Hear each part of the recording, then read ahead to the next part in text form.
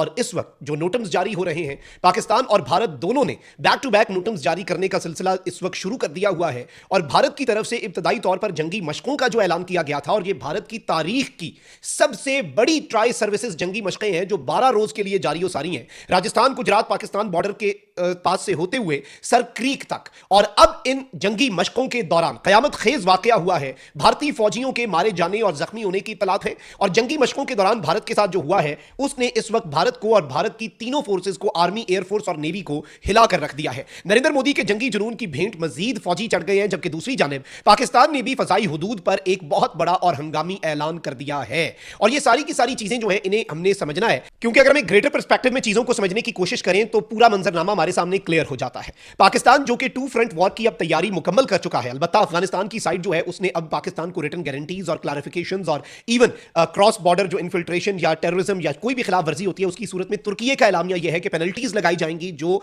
Side जो है वो गलती करेगी, यानी जिस साइड की तरफ से खिलाफ वर्जी होती है। तो यह एक बड़ा इंपॉर्टेंट नुकता है। पाकिस्तान ने वहां पर एक बहुत तरीके से इस साइड को जरा खामोश किया है ताकि मुकम्मल तवज्जो जो है वो भारत पर दी जा सके। और अब नाज़रीन इकराम, मैं आपको यह बताऊं कि कल रात मैंने आपको यह खबर दी थी कि पाकिस्तान नेवी जो है वो लाइव ड्रिल्स करने जा रही है थ्रू आउट नवंबर। 3 से 7 नवंबर की डेट आई थी, फिर इसके साथ साथ कुछ मजीद डेट्स आई थी जिनमें पाकिस्तान नेवी जो है उसने 10 से 14, 17 से 21 नवंबर और 24 से 28 नवंबर जो है वो पाकिस्तान नेवी ने अपनी ड्रिल्स करनी थी। अब पाकिस्तान एयरफोर्स जो है उसने भी कुछ बड़ी ड्रिल्स करनी है, या जो भी पाकिस्तान करने जा रहा है। पाकिस्तान ने एक और नोटम जो है नाज़रीन इकराम जारी कर दिया है, और यह नोटम नंबर है A0719/25।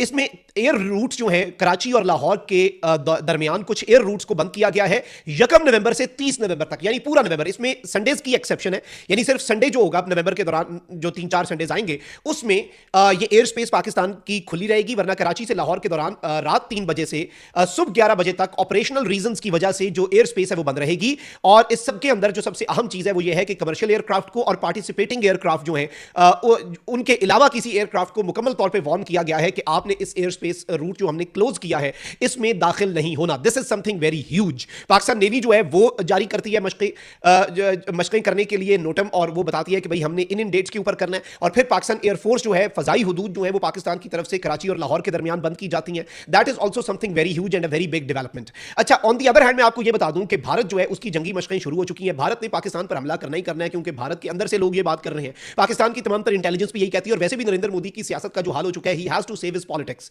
और to save his politics he will go for a war, a full scale war. जो मकबूजाबादी के अंदर कल मैंने आपको खबर दी सुबह ही, मकबूजाबादी से वहां पर बंकर्स बनाए जा रहे हैं, और वहां पर बाकायदा तौर पर बॉर्डर विलेजेस के अंदर बंकर्स की तामीर के वाले से गवर्नमेंट कह रही है कि हमने कंप्लीट कर दी, बस काम मुकम्मल है। इट मींस कि इंडिया एक लॉन्ग टर्म वॉर की तैयारी कर रहा है, और एक फुल स्केल वॉर जिसमें तीनों सर्विसेज जो हैं, यानी एयरफोर्स, आर्मी और नेवी, तीनों जो है वो भारत की लड़ने के लिए इस वक्त तैयारी कर रही हैं। और ये जो ट्राई सर्विसेज एक्सरसाइजेज हैं, वैसे तो ये थी कि पाकिस्तान को खौफ में मुब्तला किया जा सके। खैर, भारत जो कुछ भी करता है, भारत की जो अपनी कैपेबिलिटीज हैं वो एक्सपोज हो जाती हैं। इन्होंने इंडियन प्रेसिडेंट को राफेल के पास लेके गए, राफेल की तस्वीर बनवाई, उसमें पता चला कि इसमें मीटियोर मिसाइल लगा ही नहीं हुआ। उन तस्वीर में वाज़ेह हो गया कि primary air to air missile जो है वो इंडिया के पास वो मीका है, जो कि बहुत ही कम है मीटियोर मिसाइल से, और इंडिया जो है उसका राफेल अपेरेंटली प्रैक्टिकली टुथलेस हो चुका है। तो इस सब के अंदर जो सबसे अहम चीज़ है वो ये है नाज़रीन इकराम के इस वक्त रिपोर्टेडली भारत के बॉर्डर पर दौरान मश्क एक बहुत बड़ा हादसा पेश आने की इत्तला आई है। और मशकों के दौरान पेश आने वाला हादसा जो है वो टैंकों और ड्रोन्स के इस्तेमाल से पेश आया, यानी during the drills India drones और टैंक्स और हर चीज़ को साथ इस्तेमाल करने की प्रैक्टिस थी ना, क्योंकि पाकिस्तान के खिलाफ अपनी तैयारी मुकम्मल करनी है। तो इस सब के अंदर इंडिया जो है उसके 3 फौजियों की हलाकत, और मुबैना तौर पर reportedly as per few media reports 17 के जख्मी होने की इतलात है। भारतीय फोर्सेज ने सहाफियों को कोई भी खबर देने से रोक दिया है, यानी इंडियन आर्मी जो है उसने कह दिया कि भाई इसकी खबर जो है वो मीडिया पर नहीं चलानी, वहां से रोका जा रहा है। मकामी सहाफियों को भी कहा जा रहा है कि रोकें, क्योंकि इंडिया ने ये मशक़ें की थी अपने फौजियों का मोराल बुलंद करने के लिए।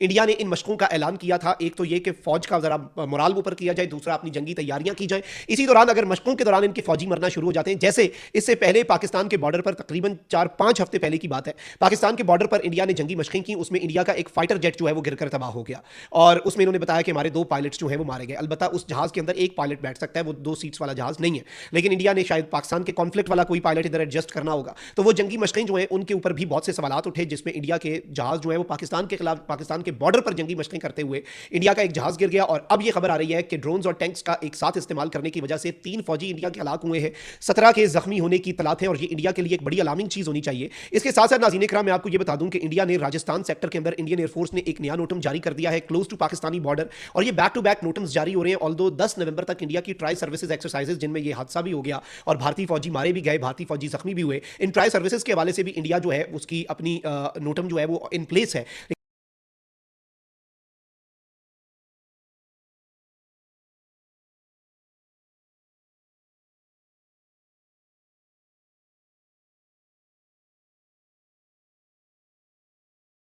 लेकिन इंडिया मजीद नोटम्स जारी कर रहा है और पाकिस्तान जो है वो भी किसी भी तरह से पीछे नहीं रह रहा। Pakistan is fully prepared for this conflict, Pakistan is fully prepared for this war and even India wants to come from the Afghan side in the form of Talibani regime. तो पाकिस्तान इनके लिए वहां पर भी पूरा होगा और इंडिया को यहां पर भी पूरा जवाब देगा and we would just be using a fraction of our military might for the Talibani side.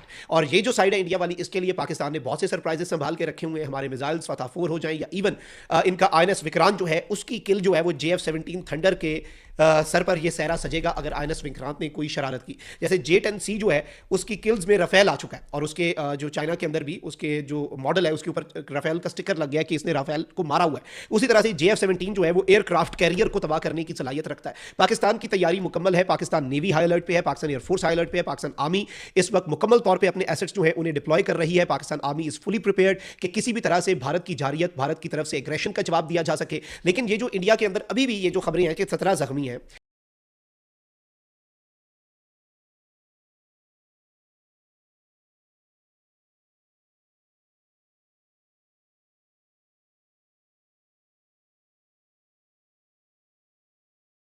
अब किसी को नहीं पता क्योंकि मीडिया को अचानक से इस खबर को देने से रोक दिया गया। अब इन 17 में से कितने जो हैं वो क्रिटिकल हालत में हैं, क्या हलाकतों की तादाद बढ़ती भी है या नहीं, ये सारी चीजें जो हैं ये इन द कमिंग डेज शायद सामने आए, शायद इवन ना आ सके क्योंकि even in that case India जो है वो खबरें दबाता है और अपने फौजियों का मोराल को लेकर ये बहुत ज्यादा सेंसिटिव है सिंस इनके फौजियों का मोराल पाकिस्तान के साथ जंग के बाद और ज्यादा गिर चुका है। लेकिन कम से कम ये समझ आती है कि ये जो जंगी मशकों के दौरान हादसा हुआ है इट मीन्स कि ये जंगी मशकें इंतहाई सीरियस किस्म की जंगी मशकें हैं। इससे एक चीज जो पाकिस्तान के लिए इसमें की टेक अवे है वो ये है कि ये जंगी मशकें इंतहाई सीरियस किस्म की हैं।